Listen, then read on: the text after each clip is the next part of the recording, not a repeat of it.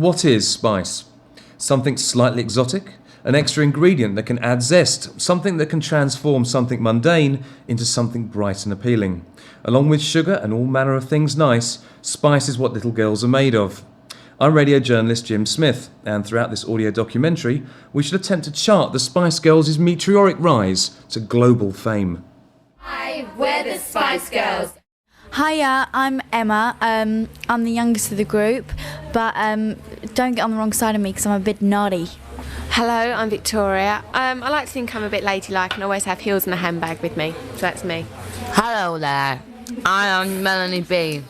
And Read the news, bud. no, I'm not. I'm a bit of a nutter, and I'm a bit mad. I'm slurring because I've just woken up. Right, I'll speed it up now, so I'm sorted. Hello, I'm Melanie C. I'm a bit of a sporty one in the group. I love me football, and I play for a team. And I'm from Liverpool. Hello, hi, I'm Jerry. I really don't know what to say about me. You'll have to make your own mind up when we get to meet. Spice is 5 girls who have sashayed over to the musical history books and scrawled their names across the pages in cherry exotic lipstick. Spice is not even just the music. Spice is a whole cultural phenomenon, an attitude, a style, a way of thinking and doing girl power. In the space of only their first year, 5 Spice Girls jump-kicked their way out of nowhere to the top of the charts in 33 different countries to sell an incredible 17 million albums and 14 million singles. But how did it all happen? It began with an advert placed in The Stage in March 1994. The advert ran, "Are you 18 to 23 with the ability to sing and dance? Are you streetwise, outgoing, ambitious and dedicated?" Evidently some people were. The advert was placed by father and son management team Bob and Chris Herbert. Their initial aim was to create a successful all-girl group, and they auditioned hopefuls until they found 5 girls who matched all their requirements. The band was to be called Touched, as in you can look but you can't touch. And when one of the original girls quit to go to university, a singing teacher recommended a girl called Emma to Bob Herbert. Emma Bunton joined Jerry Halliwell, Melanie Brown, Victoria Adams and Melanie Chisholm on the road to stardom. And the world was never going to be the same again.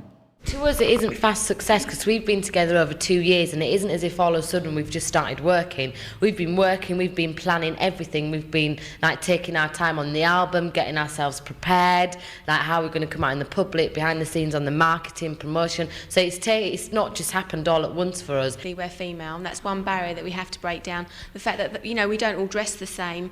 In Take That, there was only Gary writing the material, whereas here you've got 5 completely different people all putting all their ideas together and coming out with, you know, one song. I think Spice is a reflection of our times. Obviously, there's been lots of boy bands doing it, and I think people are glad to see for once there's a girl group. We're about vitality. That's the one thing that we were most excited about when we found out we were number 1, is that, you know, the girls are now thinking, God, there's girls up there doing it. Spice Girls started many years ago when we all met, when we were working in the music industry, either singing or dancing, and then we became really good friends. Now, in England, like, Melanie and I lived in Northern England while the other girls are from London, so we really needed to move down to London because a lot of the work was actually there. So that's when we all moved in together and we started writing. And do you want to continue, Emma? Yeah.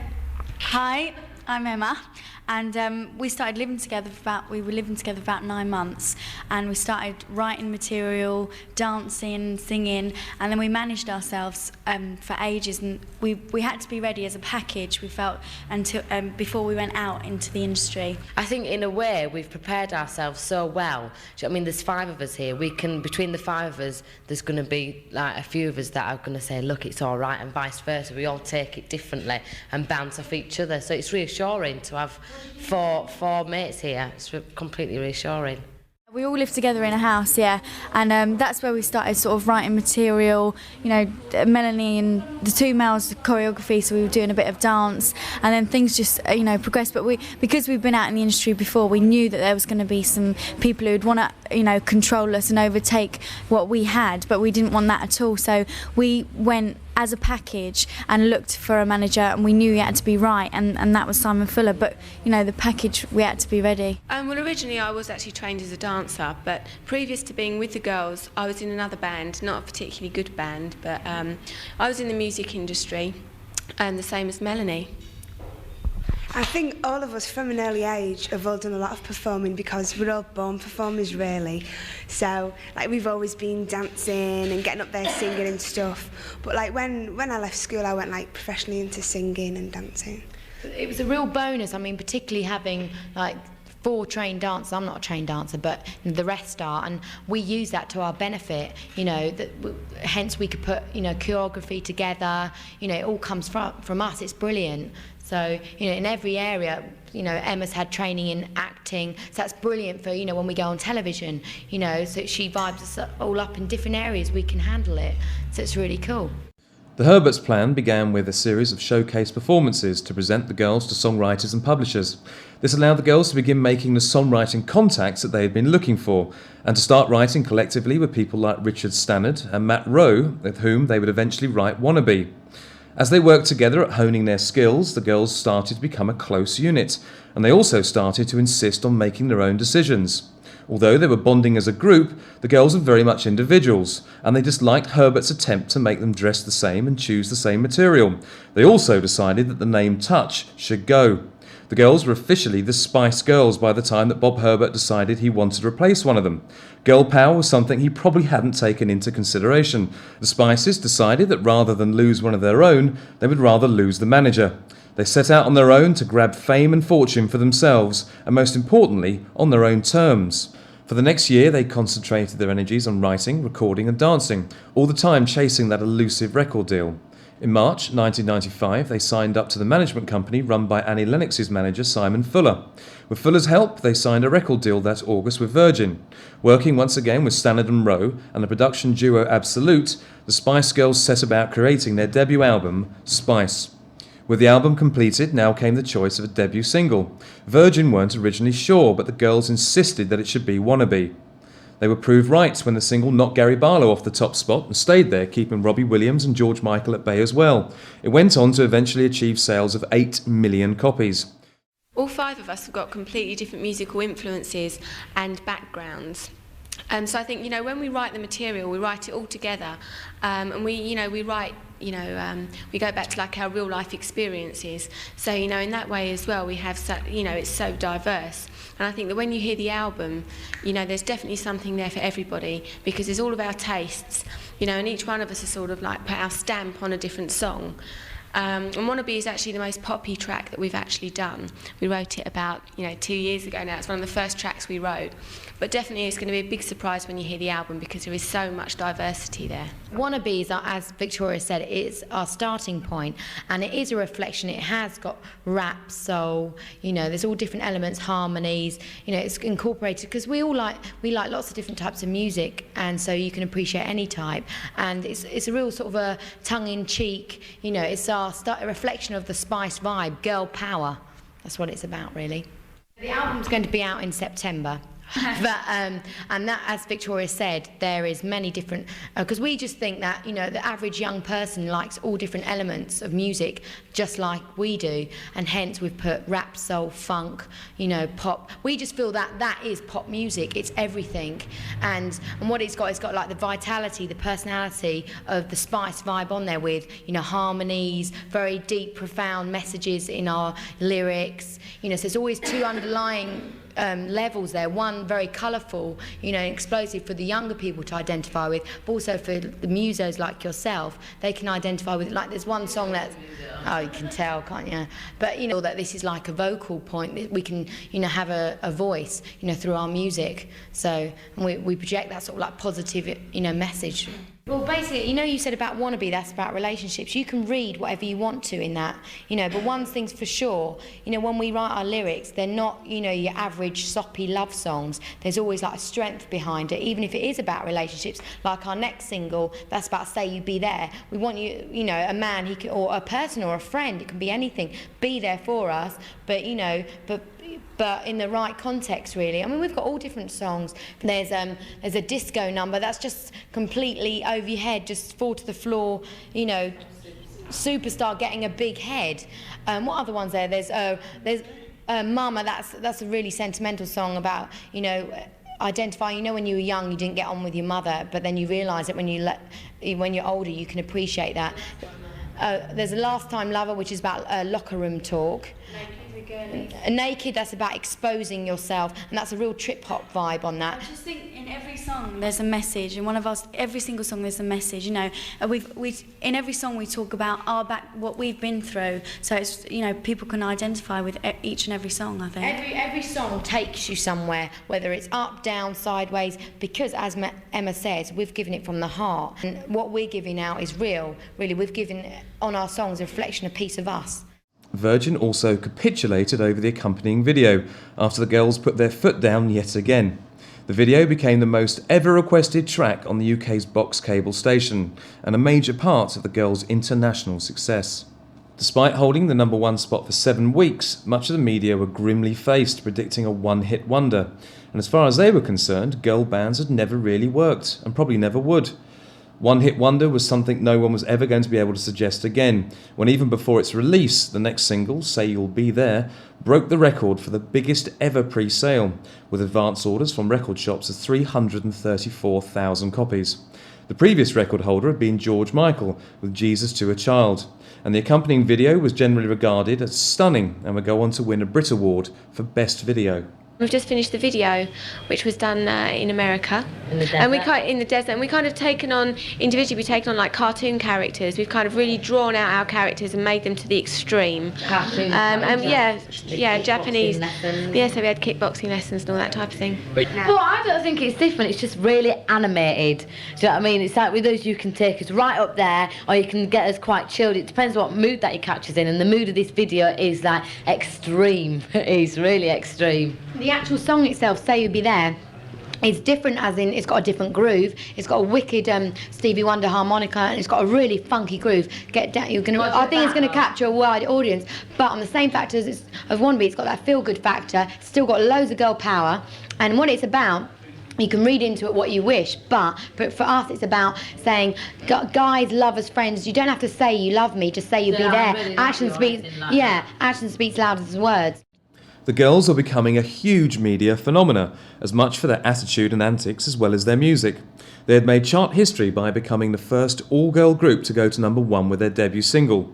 But the tabloid press in Britain especially was far more interested in speculating over whether Geri was wearing any knickers when she performed a karate kick at the National Television Awards, when the girls accepted an award on behalf of Top of the Pops. By November 1996, The Independent on Sunday had declared on the girls' behalf that they were now more important than Jesus. That was probably just journalistic licence, but their popularity was soaring, and massive crowds thronged Oxford Street when they were invited to turn on the Christmas lights. The following night was a launch party for the release of Spice, the album, which had hit the shops a few days before. The day of the party, the girls got word that the midweek charts were putting the album straight in at #1. The Spices were now appearing on countless radio and TV programmes, on magazine covers and the inside pages of the tabloid press. At the same time, Spice the album was outselling the other top 5 albums by an incredible 4-1. The Times, no less, said of it, "It has a depth of feeling that goes well beyond the superficial charm of traditional teen pop." Spice fever was gripping the nation and would go on to grip the world. Spice would eventually sell over 19 million copies worldwide and would easily become the best-selling album of 1997. Their unique brand of catchy dance pop, their message of female empowerment, their sexy personalities and their sense of humour appealed to fans young and old, to girls and boys. You can't pigeonhole Spice. Spice is more than music, it's more than just having an attitude. Spice is about a vibe, and we are different in the fact that there's 5 of us who've got different personalities and different ways of going about their life, but we respect each other for that. So it's like we've got all different, we've got all the best parts of people and just put them into like a cooking pot, and it's all just kind of exploded. But I don't think we can say we fit in anywhere. We just fit into the Spice Girls movement, that's it. I think one of the major differences is that we're a very artist-led band, as Emma said, that we have managed ourselves, we do write our own lyrics, and everything we do comes from us. We're very lucky to have a vast amount of control. We always have the last say, whether it was like that video, we chose that director, the album sleeve, we'll overview everything. So I think that's, a lot of bands are completely dominated, and that's where we are completely different. And as Melanie says, we're a reflection, we're like United united colours of Benetton, really. You know, you can, you know, Melanie's mixed race, I'm half Spanish. You know, we all come from different backgrounds, and that's like a message. You don't need a uniform. We all dress differently. You don't need a uniform to be a gang. You know, if your vision is the same. You know, it's like Spice is a movement for the 90s, like feminism spiced up. You know, it's like girl power. Like I was in the pub the other day, and I've gone to this girl, yeah, we're doing it for the girls, and all the boys have gone, yay! And like some girls, I think they don't know quite how to handle it. I mean, luckily we've had all positive reactions, but some of them, like, they don't quite know what to do, because we are loud and proud, and you know what I mean? We want every other girl to follow in our path. You know what I mean? You can tell a guy to say this, you can do that. If you've got a voice and you can use it, you might have a pair of lips, but so what? You just go with the flow, don't you? One thing we felt is that, you know, obviously there's not many girl bands about, you know, and like obviously when I was younger I had Madonna, you know, I think she's great, very strong, and that's what we're into. We're into like this girl power trip thing, you know, like the feminism for the 90s, revitalised that thing, you know, not just for women as well. Obviously for women, but this time around you can wear your Wonder Bra, have a smile on your face, but still have attitude and intelligence. But also it's, you know, it's for all people. It's for, you know, it's for gays, it's for young boys, it's for old people, mixed race, black, white, it doesn't matter. It's like an inspirational, you know, kind of vibey thing, you know, with a positive message. I think Melanie wants to go on with that. It's all just mainly about living life. This is what we're doing. We're proving that if you set yourself something to do, you can do it. You can get there. You can be that boss of that company, do you know what I mean? And you can still be outrageous, you can still have a good time and still have fun. We're just having a laugh. It's one big adventure that we are on, and if as many people can join it as possible, then that is excellent. Hence that's why we've made ourselves international. We feel as though it'd be horrible just to give what we've got to offer to one part of the world. We want everybody to catch this positive way of thinking, and everybody to join this kind of like this way of thinking which is in everybody anyway.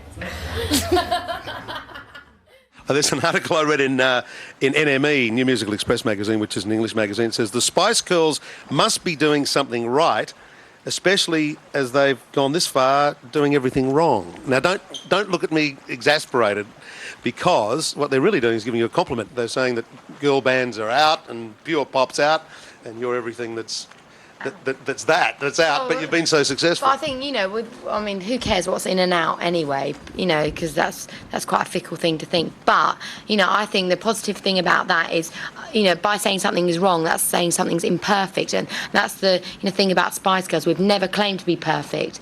You know, we've just made the best of what we've got. And that's life, you know. And girls out there, we're sending out a very positive message, whether you don't have to be beautiful, aesthetically beautiful, or you don't have to be gorgeously thin, you don't have to be gorgeously, you know, talented, you know, as long as you just have a positive attitude, you know, and make the best of what you've got, you know, that goes further than anything, really. It's actually a nice compliment, isn't it? It is a very good compliment. You can turn anything negative into positive. Victoria, I'd be interested to know why you think you've been so successful.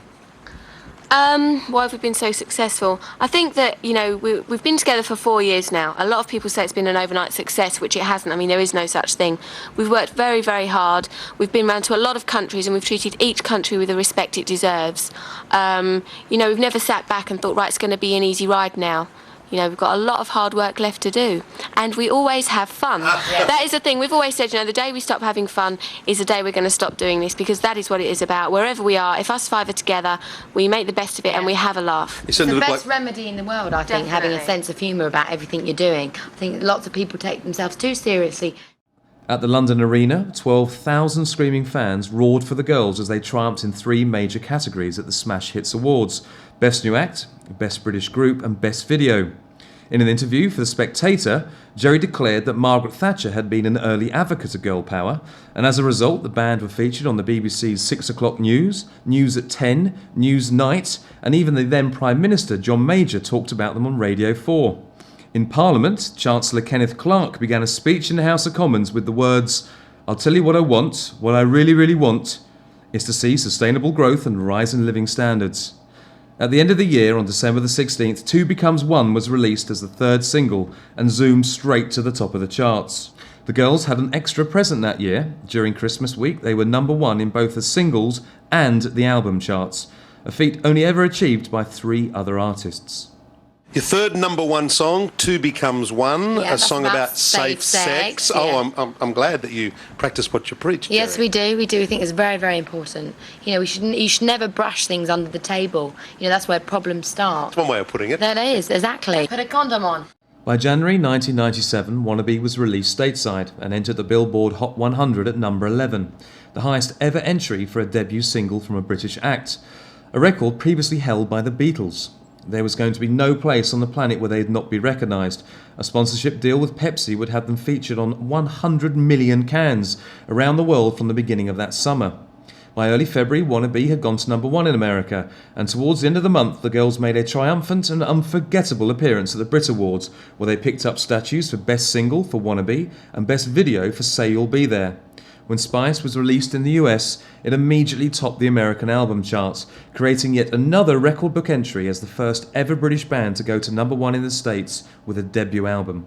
From a British point of view, what about your feelings towards America? I think, you know, we're quite patriotic as a band, and we felt very proud when we went to America, because you get that big impression of, you know, America, it's so big and vast, and it's a very hard, everyone said that it's a very hard country to crack, but what we treated it was, you know, it's a big country, each state is, you know, very, very different.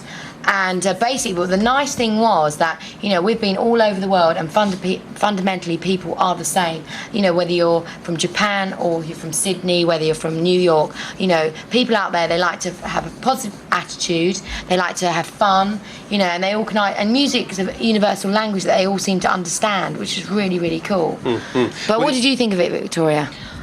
Well, I mean, as Jerry said, I'm actually very, very patriotic, very big fan of Lady Diana, but I do think that, you know, they have quite a nice attitude out there. If they see someone doing well, then they like to give you a pat on the back and say, well done.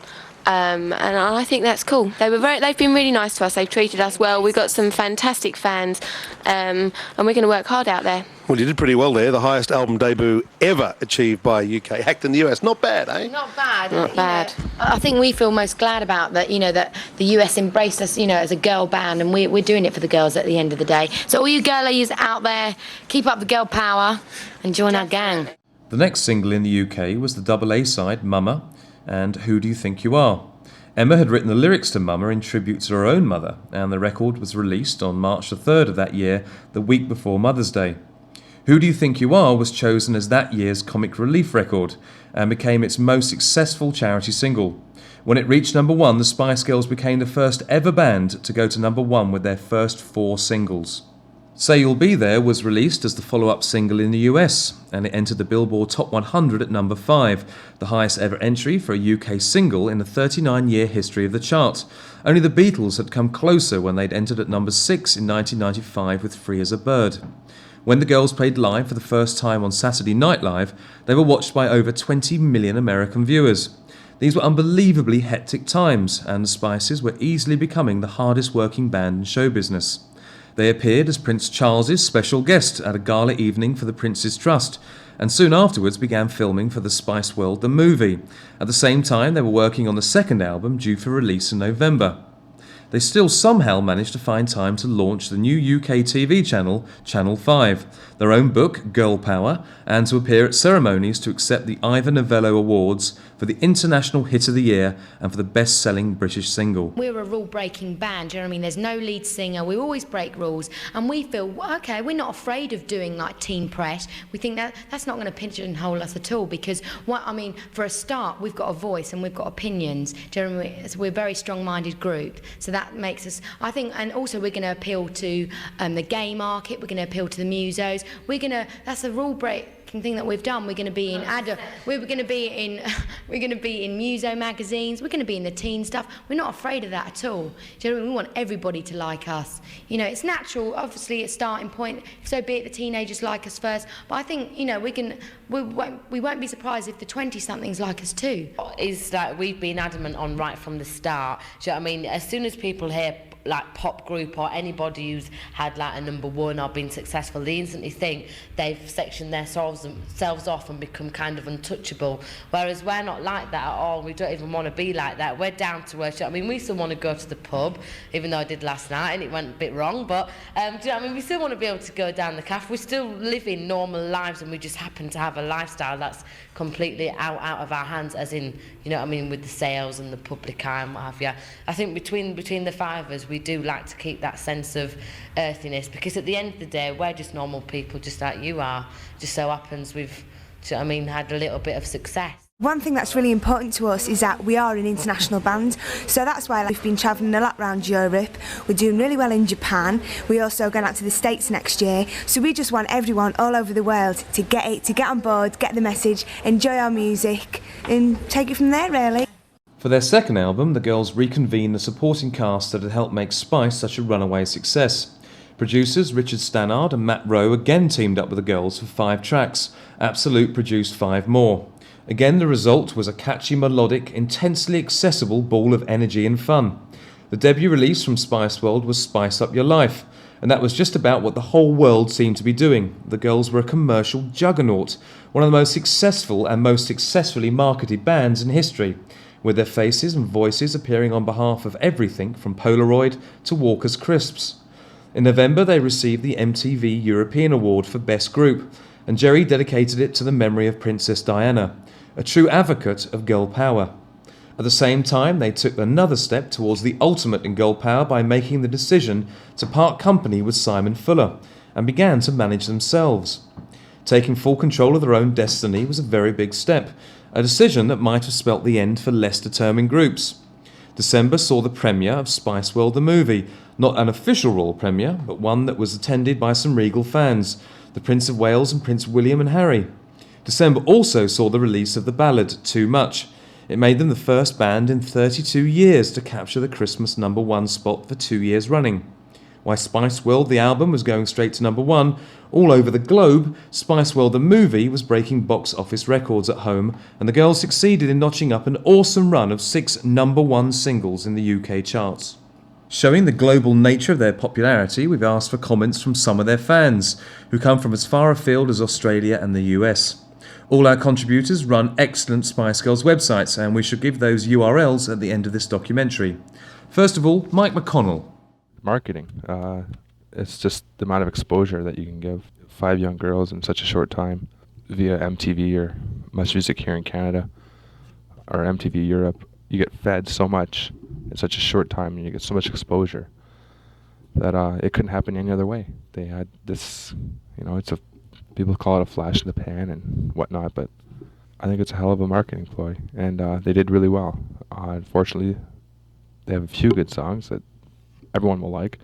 Their voices are big enough to hold their own for a little while, but with the dolls and lunch boxes and stickers and whatnot, it was marketing. When I saw the movie for the first time in the theater, it was interesting. The crowd was, obviously a lot younger than myself, and it was good though. But you couldn't be too serious about watching the movie. You had to have an open mind and just relax and have fun. If you took it too seriously, there's no way you could enjoy it.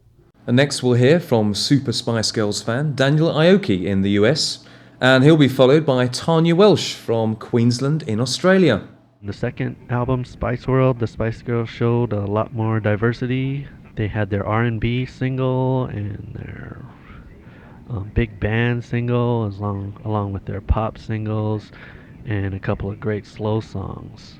Of course, that could never live up to Spice the album, which sold so many copies. Spiceworld is definitely not for everybody. It's for the Spice Girl fan. The critics, of course, trashed it. I did enjoy it, but then again, I knew a lot about the Spice Girls, and a lot of it made sense. They did a lot of parodying of themselves, which added to the movie and showed that it wasn't a very serious movie. They weren't trying to be Emmy-winning actresses and stuff. Spiceworld, the Spice Girls' second album, is more polished than the first. It seems that in Spice they were experimenting with different types of music and adjusting to working together as a group. In Spiceworld, the songs are more complex and the vocals are more challenging. This album also has many hit songs on it and interesting and diverse styles of music. I thought the film Spiceworld was fantastic. It was funny and energetic, and the girls are pretty good actors. I loved the soundtrack. It was a great idea incorporating those songs into the movie. It was a good movie to relax while watching because it didn't really deal with any important issues. The basic storyline was really simple, and the whole movie was lighthearted and positive.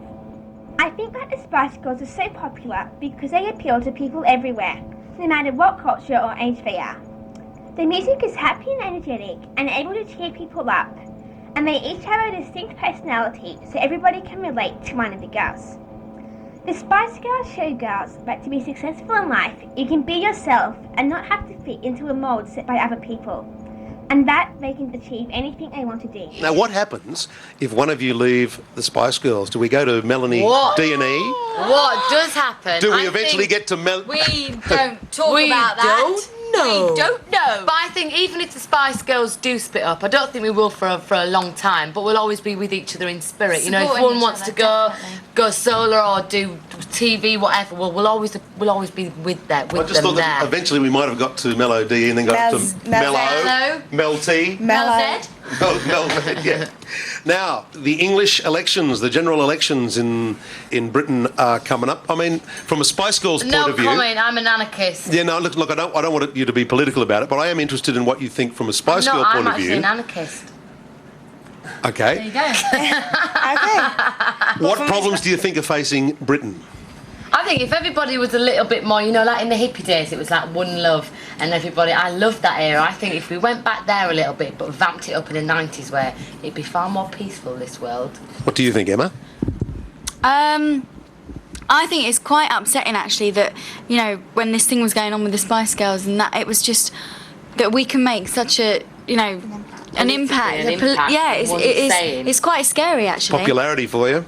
Yeah, but it's a bit scary that, you know, it could rely on us. Isn't it great to be in music and not politics, though? Definitely. In the group, we've all got political differences. You know, we all think differently on that level. One might like Margaret Thatcher, one might be Labour, one might be Conservative, whatever. So you've got a mixed bag of views here, completely mixed. Completely. Just like everybody else out there. So will you be voting? Or will you be on the road? That's none of your business. I don't know enough to vote. I think that's the problem. If people were educated more, then, you know, you'd be able to vote. I personally don't know anything about it, so I can't vote. So, Emma, what are you looking forward to doing when you come down to Australia? Do you know what? This is quite amazing because about a year ago we were all asked, you know, obviously we're going to be travelling the world and what part would we most like to go to, and I actually said Australia. I can't wait to come over there and just, you know, it feels like it's going to be a different world, but I just think, you know, it's going to be brilliant. We want to see all our fans and thank them all for supporting us. You know, without them we wouldn't be here. I want to join. I want to go on the beach. So if there's any surfers out there who want to teach me how to surf, feel free. Mel C. I want to go and visit Summer Bay and Ramsey Street. Yeah! You tourist! The trailer for Spiceworld promised the Spice Girls they don't just sing, and Spiceworld the movie gave them the perfect opportunity to prove it. The story focuses on just 1 week in the lives of Posh, Baby, Sporty, Scary and Ginger, during the run-up to their first concert at the Albert Hall. We see them argue, laugh, sing and dance. They combat international crime bosses and an evil manager, Clifford, played by Richard E. Grant. Alan Cummings plays pretentious filmmaker Piers Cuthbertson Smythe, who announces his intention to peel back the facade of the Spice Girls. This was obviously never the actual intention of the film. It was just a cartoon-style romp with elements from everything from Josie and the Pussycats to A Hard Day's Night, and from Spinal Tap to Summer Holiday. Director Bob Spears was most well known for the hit comedy Absolutely Fabulous, and as with AbFab, there were no character limits. We can laugh with the girls, and more importantly at them, as they take great pleasure in ridiculing their own unique existence. They do everything from meeting aliens to helping pregnant Sixth Spice, played by Naoki Mori, deliver her baby. The emphasis was definitely on laughter. Bob Spears' other credentials included Fawlty Towers and a comic strip, while scriptwriter Kim Fuller, brother of the then manager Simon, had written for people like Lenny Henry and Jasper Carrott. British stars queued to take part. Richard Bryars was a vicar, Jonathan Ross was a DJ, Roger Moore played the Blofeld-style villain, Jerry as Wonder Woman turned into Bob Hoskins, and Stephen Fry appears as a pompous judge who castigates Gary Barlow. There were other guest appearances from the likes of Paul Nichols, Hugh Laurie, Meat Loaf and even Elton John. There were speedboats, policemen and a London double-decker bus. The girls were given total freedom to do what they do best, be wild, shrieky, sassy and have fun. Empire magazine declared it as 90 minutes of glitzy, bold and brassy entertainment, which meant everything had obviously gone to plan. Yeah, I do like socialising. I'm a big social buff, yeah. And I just love male company. I love them. So any male men out there and you need a bit of company, call the Spice Girls. I don't know, my outside interests, I'm a bit of a fitness fanatic. You'll always find me down the gym if I'm not with this lot. And play football actually. But me personally, I think I'm very into like films, and cinema, all like pop art. I like all that sort of escapism. Yeah, that's what I'm into. I like going out with my friends, going clubbing, and I like going Sainsbury's with my mum. Shopping, going shopping, yeah. I like shopping. I have to say it.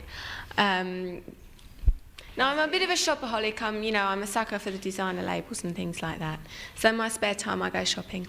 Despite the overwhelming successes, and more were to come, 1998 almost appeared to be the year that the Spice Girls might become undone. Many had predicted that parting from their manager Simon Fuller might have been the beginning of the end, but that was a decision that the girls had made themselves, and they showed themselves more than capable of handling their own affairs. The most potentially damaging event came at the end of May of that year, with Jerry's announcement that she decided to leave the band. For a short while, the world waited to see if Ginger Spice's departure would spell the end, but the remaining girls didn't take long to inform the press that their friendship was intact and that friendship would help them continue as the Fab Four. But what did the fans think of Jerry leaving the band? Let's hear from our two web authors again, Daniel Aoki, but first, Mike McConnell. Jerry leaving the band are somewhat different than most people's because she was my favorite Spice Girl, and I thought that she held a part in the band that was unique to any other girl in the band, and we're going to have a hard time filling her spot. You'll notice in concerts where other Spice Girls are taking over her parts. It's just not the same. Maybe it's something to get used to. And with the new album coming out, how she's not even part of it, I guess you won't notice that there should be a fifth. It's now the Fab Four. They should do fine. As for detrimental effect, it shouldn't hurt them. Me, myself, I'm a bit of a control freak, in charge type of person, and I felt that she was like the leader of the Spice Girls. She was the whole thing girl powers are about. It was her idea. It was her deal. I like the redhead thing. I'm into the redhead and her shape. I don't know. She just caught my eye. Once I started getting into the Spice Girls, and I started to learn what their names were and this and that, and I was always partial to Jerry. I thought she was just top notch. When Jerry left the band, a lot of fans got mad. I got tons of email. Some cried. Some said they wouldn't like the Spice Girls anymore. Many people thought it was a publicity stunt and thought she was coming back. And it's pretty obvious now that she's not coming back. I think it was detrimental because that was right before their huge U.S. tour, and here in the United States they're not as big as they are in the UK, and that could have really pushed them even more into the public eye. But without Jerry, who was probably their lead spokesman, that did hurt them. Pausing only to rework some dance and vocal arrangements, they completed the final leg of the European tour that they were already engaged on, and went on to perform with Pavarotti at the War Child benefit concert. While Jerry tried to find some peace and some privacy to decide what she would do next, the band stormed coast to coast across America, showing that their record-breaking days were far from over by selling out Madison Square Gardens in a breathtaking 12 minutes. Well, something that we're really into is definitely doing it live. Basically, we want people to like us, when they're watching us perform. we want to be entertaining. Even if people don't like our music, we want people to look at us and be entertained. Basically, I mean, we do choreograph steps, but it's not all really choreographed and overly polished. We all dance in our own style. You know, we all leap around and do our own thing. We just make sure the audience have fun. You know, we sort of like everyone to join in and have a laugh, because that's what we're about. We don't just want people to stand there and look at us. We want everyone to go, yeah, I want to get up on the stage with them. We want all the girls to want to join our gang, which is what we're about. And you know, we can reach out to people best really through live performances, because they can really get on the same vibe and basically understand where we're coming from individually and collectively. Was there anything now that might threaten to halt their rise? The press speculated that marriage and babies might split the band when both Posh Spice and Mel B announced their engagements and pregnancies. Both girls were expected to become mothers within a week or two of each other, but neither girl saw motherhood as a reason to abandon their career. A working mother is another symbol of girl power. Both now plan to continue hitting new heights with the most successful female band in the history of pop, and neither see any reason why they should not make a success of raising a family as well as being in one of the biggest bands in the world. To prove the point, in December 1998 the band released a single, Goodbye. Not a farewell to the world, but a goodbye to old times, making way for new challenges. It became the Christmas #1, making the Spice Girls the only other band to emulate the Beatles' feat of taking 3 successive Christmas #1 spots. More power to you girls. She's always out for a good time. She wants to go out. You know, she doesn't worry too much about things. She's got a serious head, but then also, you know, her main aim all the time is just to make the best of things and have a laugh. You know, and she sees something good in everybody. Right, Emma is the youngest member of the band, and she's very, very sweet. Her heart's always in the right place, and she's a real cutie, and she loves wearing her baby doll dresses, and she's sort of very loving member of the band, and she's very instinct-led. Like, she, you know, when we ask her about, if you ask her opinion on a piece of music, she either loves it or hates it. Do you know what I mean? She's always spot on with that. I'll talk about Victoria. Now, she's a lady of the group. She adds a bit of sophistication for us. Like, when we're all jumping around like nutters, she's like stood at the back going like, oh, sorry, apologising for the rest of us. But she's really cool. She loves her, you know, nice clothes, and she's always got a handbag. And she's always in heels. Very business-minded, very astute. She's very fit and very, you know, funny. She's a very funny person when you talk to her. When she's got something to say, it's very important. And she gets us up and going when we're being a bit lazy, I think, all of us. She gets us up singing, come on now, we've got to have a singing lesson or we've got to have a dance lesson. She's a cool chick. She's quite similar to me, actually. Very up there, very loud, very grabs people's attention. She's always got great ideas, whether it be for videos, whether it be for song lyrics. What else? Oh yeah, she can be very serious. She's got a very serious head to her, which is kind of like a motivate kind of thing. I mean, once she sees something, she has to get it, and she just goes for it. So it's very how can I explain it? Freaky man. That's it.